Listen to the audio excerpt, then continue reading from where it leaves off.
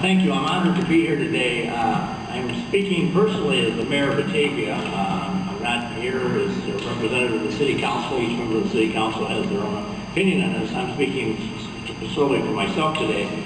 But what I wanted to do today is share some history of this whole process and kind of show in my mind how this thing blends so well into what Batavia has been striving to do for now better than a half century. Starting in the early 1960s, Batavia embarked upon a massive idea of downtown, centralized redevelopment of our downtown business district. And over the years, we've had a lot of starts and stops in that process. I would describe it as an ongoing work in progress for the last half century.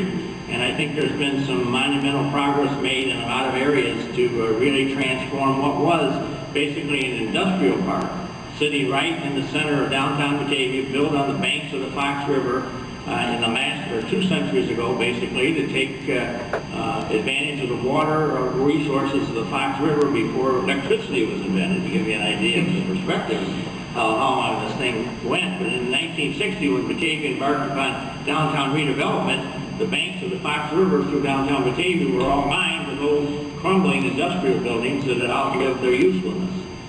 And so the city, in cooperation with private interests, began the redevelopment, and then in 1969 the Batavia Park District was formed. And kind of in an upward movement of the community, we were able to begin to integrate some new uses, ideas into the downtown Batavia. And certainly one of the early things that arrived thanks to the cooperation of the Batavia Park District was the introduction of the Fox River Bike Trail. The Fox River Bike Trail arrived in a heightened degree of controversy. I will tell you there was a lot of people that opposed the introduction of the Fox River Bike Trail through downtown Batavia, and specifically the adjoining residential neighborhoods. Basically that the trail could be placed in downtown Batavia at the time it did, because what we had was a bunch of abandoned railroad right-of-ways that used to feed all these industrial areas that we had in the old industrialized downtown. And so as I tell the kids when I go speak at the school now, what we did with the bike trails in downtown Batavia was we recycled the land use. We took old railroad tracks and we turned them into walking trails and bike trails that now are used on an ongoing basis, year by year, by thousands of people, either local residents or visitors to our community, use those bike trails. Again, that was a project that was introduced into downtown Batavia in a high degree of controversy. You can go back and read the news reports of it in the early 1980s when it was done.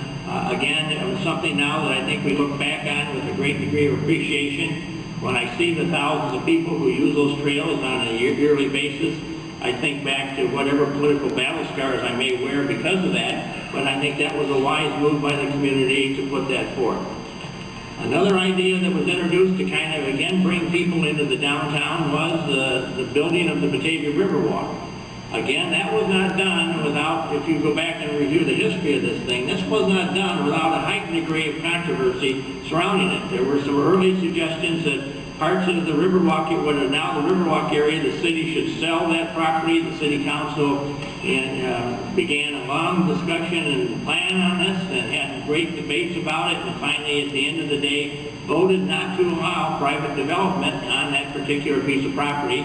And eventually, up from that situation, evolved what became the 8-year-long construction on a volunteer basis, using much donated money, very little tax money, the Batavia Riverwalk in downtown Batavia. And certainly, now I go there today and I see the thousands of people that use the Riverwalk area on an annual basis through all the various events that are staged by the Batavia Park District and others. And, I think of the thousands of visitors that we get into our downtown because we got that Riverwalk there and because we have the space there to utilize for putting on events. It's been a really remarkable addition to our downtown area, and something that I think the community can take great degree of pride in. Again, that was done with some controversy surrounding it. The next great controversy that we faced in downtown Batavia was the plan by the Batavia Public Library to tear down what was then the old Batavia High School, later the Batavia Middle School, and make that the site of the new Batavia Library, I will call it, at Batavia Avenue, Wilson Street. Again, and I will tell you, I've got some significant battle scars on this one. There was a heightened degree of controversy about that. Again, we had a lot of people who did not like the idea. Again, the city council debated the idea, should we turn this into a private development and let private people build on this site?